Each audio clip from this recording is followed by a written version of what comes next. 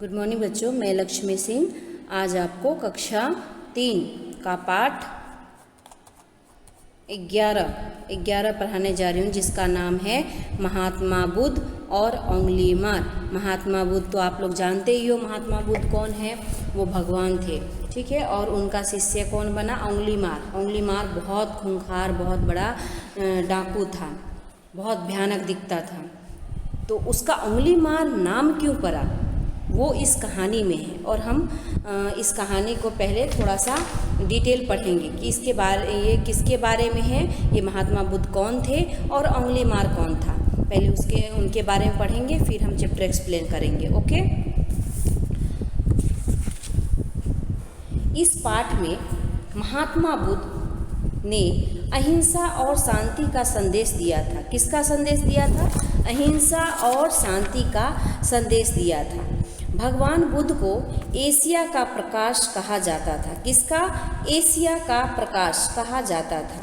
उन्होंने प्रेम, अहिंसा और शांति का संदेश दिया था। किसका दिया था संदेश? उन्होंने प्रेम, अहिंसा और शांति का संदेश दिया था। कौशल के राजा थे कौन? प्रसेनजीत। प्रसेनजीत वो महात्मा बुद्ध के शिष्य थे।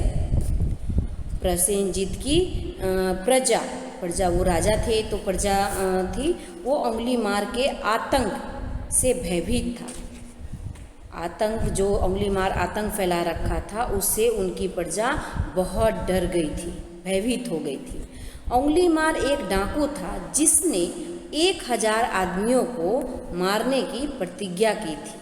1000 आदमियों को मारने की प्रतिज्ञा की थी कि मैं 1000 आदमियों को मारूंगा। वह गणना के लिए हत्या के बाद आदमी की एक उंगली काटकर माला में डाल लेता था। गणना मीन्स काउंटिंग के लिए, गिनती के लिए कि उसने कितने आदमियों को मारा, इसलिए वो किसी को भी मारता था तो उसकी एक उंगली काट के अपने गले में माला बना के पहन लेता था। इस प्रकार वह उंगली मार के नाम से प्रसिद्ध हुआ। उसको उंगली मार के नाम से जाना गया, क्योंकि वो इंसानों को मार के उनकी उंगली काट के और पहन लेता था। प्रसेनजीत से विदा लेकर कौन? महात्मा बुद्ध उस जंगल में गए जहाँ उंगली मार विचरण कर रहा था, जहाँ उंगली मार रहता था। उंगली मार ने बुद्ध से कहा, ठहर जा। क्या कहा? ठहर जा। वह प्रेम से बोले, मैं तो ठहर गया। कौन बोला? महात्मा बुद्ध जो थे वो उंगली मार डाकू से बोले, मैं तो ठहर गया, तू कब ठहरेगा? महात्मा बुद्ध ने इन शब्दों को सुनकर उंगली मार बुद्ध के इन शब्दों को सुनकर उंगली मार उनके चरण पर गिर पड़ा और शिष्य बन गया। किसका? महात्मा बुद्ध जी का। वो उन्होंने किसको? उंगली मार को अपना शिष्य बना लिया।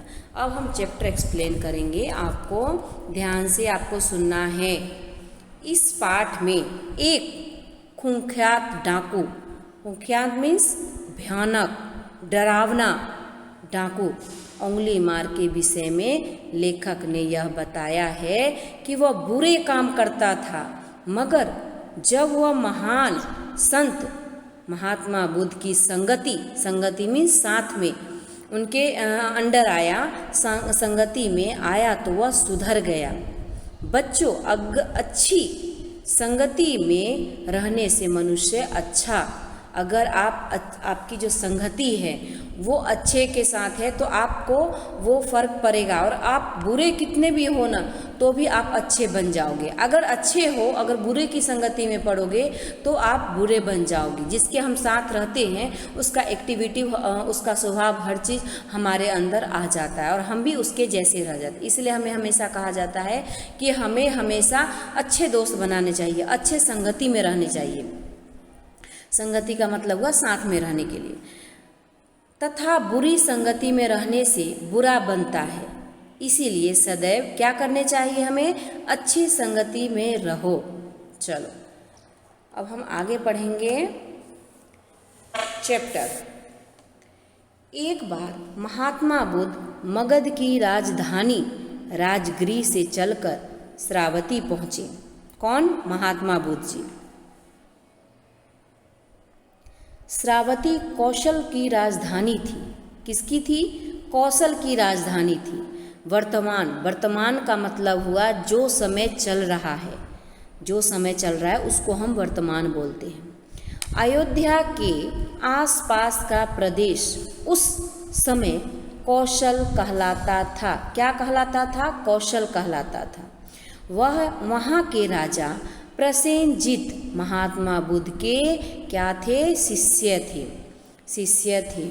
श्रावती पहुँचने पर महात्मा बुद्ध ने राजा को बड़ा व्याकुल पाया। किसको? राजा को। बहुत व्याकुल थे, बेचैन थे, परेशान थे। पूछने पर राजा ने कहा, भगवान, अंगुलीमाल डाकू से मेरी प्रजा त्रस्त है। मिस क्या? त्रस्त का मतलब आपको पता है? दुखी है, परेशान है। किससे? अंगुलीमाल डाकू से। इससे मैं बहुत चिंतित हूँ, क्या करूँ, कुछ समझ में नहीं आता। राजा ने अपने भगवान महात्मा बुद्ध को ये सारी बातें बताई। अब महात्मा बुद्ध ने राजा को धीरज, धीरज का मतलब क्या हुआ? धीरज का मतलब धैर्य, धैर्य दिलाया, धीरज बंधाया और कहा, मैं तुम्हारी चिंता दूर करूँगा। कौन बोला? महात्मा बुद्ध जी बोले, मैं तुम्हारी चिंता दूर करूँगा। अंगुलीमाल बड़ा भयंकर डाकू था। उसके अत्याचार से प्रसेनजीत की प्रजा क्या थी? त्राही त्राही कर रही थी। उसने 1000 आदमियों की हत्या करने की प्रतिज्ञा की थी कि मैं 1000 आदमी को मारूंगा। जब तक 1000 आदमी को नहीं मारूंगा तब तक मैं रुकूंगा नहीं, सबको मार दूंगा मैं। परंतु वह कितने आदमियों को मार चुका था इसका हिसाब रखना उसके लिए मुश्किल था। वो कितनों को मार चुका था पर उसके पास काउंटिंग का कोई समझ ही नहीं था कि मैंने कितने लोगों को मारा। तो फिर उसने सोचा कि मैं क्या करूं। अब आगे हम पढ़ते हैं। इसके लिए उसने एक युक्ति मीन्स आइडिया निकाला। जब वह किसी का वध करता तो उसकी एक उंगली काट लेता। क्यों काटता था? क्योंकि उसके पास काउंटिंग रहे, हिसाब रहे कि मैंने इतने आदमियों को मारा। इस प्रकार उसके पास उंगलियों की एक माला सी बनती जा रही थी जिससे वह गले में डाले रहता था। इस कारण से उसका नाम क्या पड़ा? अंगुलीमाल पड़ गया था। अंगुलीमाल का नाम सुनकर कांप उठते थे। कौन? राजा की प्रजा, सारे लोग डर जाते थे। वह जिधर निकल जाता चीख पुकार मच जाती, भागो भागो अंगुलीमाल डाकू आया, भागो। जिधर से निकलता उधर से के लोग देख, नज़र पड़ती नहीं थी कि दूसरे को बोलते थे कि भागो भागो अंगुलीमाल डाकू आया। उसकी क्रूरता की कहानियाँ दूर दूर के प्रदेशों में भी फैल गई थी। आसपास के गांव में भी सब जान गए थे कि इस गांव में एक अंगुलीमाल नाम का डाकू रहता है, जिससे जो आदमी को मार के उसकी उंगली काट के अपने गले में माला बना के पहनता था। ठीक है। प्रसेनजीत से विदा लेकर महात्मा बुद्ध उस जंगल की ओर चले। किस जंगल की ओर? जिस जंगल में अंगुलीमाल रहता था। जंगल की ओर चल पड़े जिसमें अंगुलीमाल रहता था।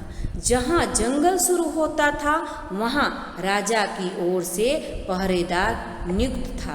राजा जहाँ से वो जिस जंगल में अंगुलीमाल डाकू रहता था वहाँ राजा ने एक पहरेदार को रखा था कि इस रास्ते से कोई भी जंगल में जाए तो उसको मना करने के लिए कि इधर जंगल में अंगुलीमाल डाकू रहता है, उधर नहीं जाने के लिए।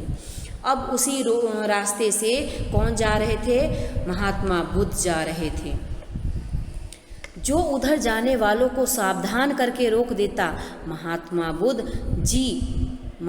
बुद्ध भी जब उस ओर चले तो पहरेदार उसके पास पहुंचा। वह जानता था कि बुद्ध जैसे महात्मा बुद्ध का कोई कुछ बिगाड़ नहीं सकता था। वो जानता था। कौन? पहरेदार जानता था कि ये जो महात्मा बुद्ध है वो अंगुलीमाल क्या कोई भी उनको कुछ नहीं बिगाड़ सकता था।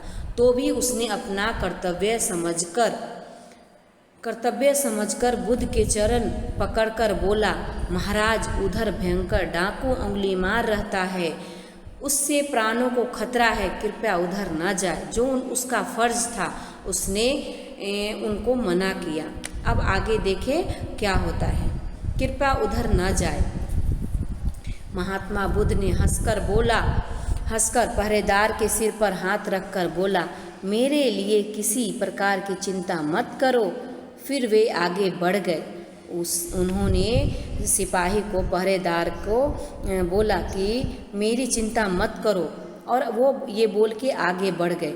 दोपहर का समय था, चारों ओर पेड़ों ने छाया कर रखी थी, पर जंगल की राह चलना आसान नहीं होता।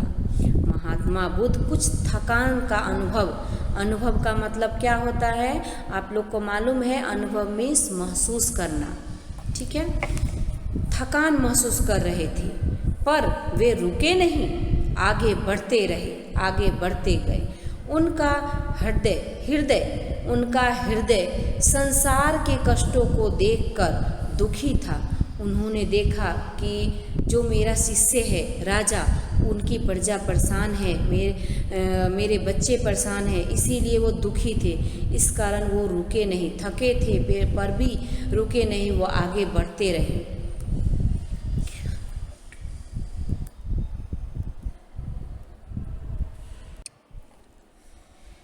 संसार के कष्टों को देखकर दुखी था, परंतु उनको विश्वास था कि दुनिया का दुख निश्चय ही दूर होगा। इसी विश्वास के कारण उनके चेहरे पर, फेस पर सदैव मुस्कान रहती थी, और ललाट का मतलब क्या हुआ, मस्तक, माथा हमारा, ललाट चमकता रहता था। आदमी को मारता क्यों है, आदमी को मारता है क्यों, ये कौन बोल रहा था, बोल नहीं रहा था, वो सोच रहे थे। महात्मा बुद्ध चलते जा रहे थे और सोच रहे थे कि एक आदमी दूसरे आदमी को मारता है क्यों। इन्हीं बातों पर विचार करते हुए महात्मा बुद्ध जंगल के रास्ते बढ़ते जा रहे थे कि अचानक उन्हें किसी की कठोर और भारी आवाज़ सुनाई दी, ठहर जा। क्या सुनाई दी, ठहर जा। महात्मा बुद्ध आगे बढ़ते गए, तो भी उन्होंने नहीं रुका, फिर भी वो आगे बढ़ते ही रहे। थोड़ी देर में ही शब्द फिर सुनाई पड़े, वही शब्द फिर से दोहराया, ठहर जा। महात्मा बुद्ध रुक गए।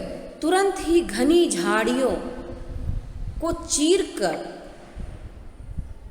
एक विकराल मीन्स भयंकर, डरावना मूर्ति सामने आ खड़ी हुई। किसके सामने, महात्मा बुद्ध जी के सामने।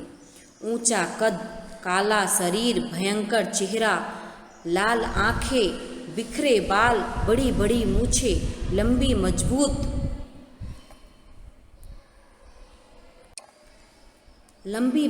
भुजाएं मीन्स बाजू, चौड़ा सीना, हाथ में कटार। निश्चय ही यह मनुष्य नहीं, कोई दैत्य है। दैत्य मीन्स राक्षस है। किसने सोचा, महात्मा बुद्ध जी ने। उसका वेशभूषा देख के उन्होंने सोचा कि ये पक्का इंसान नहीं है, ये दैत्य है, राक्षस है। उसके गले में उंगलियों की माला देखकर बुद्ध भगवान को पहचानने में देर नहीं लगी कि यही उंगली मार डाकू है, ठीक है।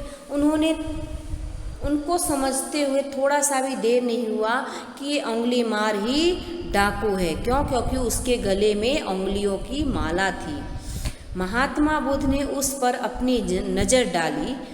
उनकी नज़र में भय मीन्स डर ना था, प्यार था। क्या था, प्यार। ना वो डरे हुए थे, उनके चेहरे पे प्यार ही झलक रहा था, मुस्कुरा रहे थे। उन्होंने प्रेम पूर्वक